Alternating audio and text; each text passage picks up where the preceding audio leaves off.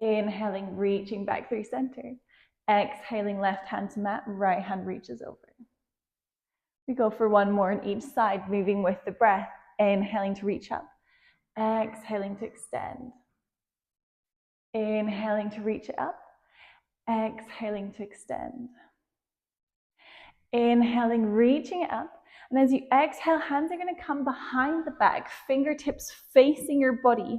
We're going to start by squeezing the shoulder blades. We're lifting the chest, maybe lifting our gaze. And if you want to take it further, pressing into your hands, lifting the hips up, squeezing the glutes. Inhale. And exhale, uncrossing. Rocking back forwards, uncrossing the legs. So switching whichever leg's in front or behind. Inhaling, hands reach up.